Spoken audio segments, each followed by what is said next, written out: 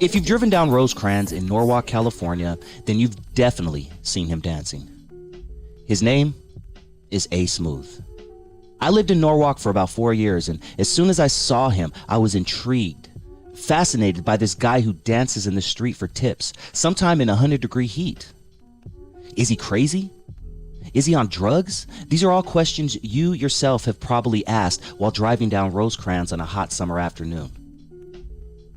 I got the chance to talk with A Smooth about his life, and one thing I realized is he's no different than you or me. He's just a guy trying to make it in this crazy-ass world.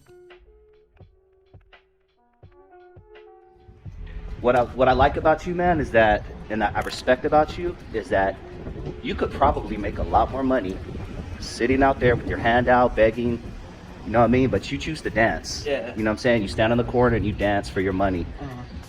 What's your inspiration behind that, man? Well, I mean, I'm not one to ask, you know. I'm not a person to just take, you know. I'm more like, you got to work for what you earn, you know. And I've always been like that. And in reality, like, it goes along with everything in life, you know. You always have to work, you know. You have to keep pushing yourself, you know. Let people know, hey, I got you. And then you gotta get yourself, so, you know, to a certain standby point. Sorry. And basically, like, I've always been driven to the point where I always have to make sure that I know what I'm doing, you know. And I feel that, like, there's got to be a motivation, you know. There's got to be a purpose behind it, you know. And my purpose was to just give back. I want to give back, you know. What got me into dancing and everything was just when I was homeless, you know. I was homeless at 18, and in order for me to survive, I had to dance. I had to do my thing, you know. I had to let people know, hey, how am I gonna be able to survive, you know? How am I gonna, when's my next meal gonna be, you know? Am I gonna have a place to stay at tonight, you know, at the night? And other than that, I was just like, I was scared, you know.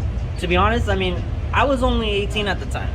I didn't have no life skills. I didn't know what to do. I had no money. I had no job. So I had to figure out the greatest means to surviving.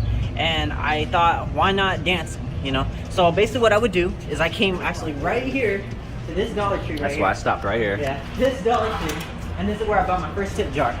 You bought your first tip jar? Yeah, my first tip jar. Because, like, people would give me money, and I'm like, where am I gonna put all this money, you know? So I would put them in my pocket, and then they get all fat and bulgy. And I was like, okay, I can't do that. So I came right here, and I got my tip jar. And I was like, all right, cool. Now let's see where the magic happens.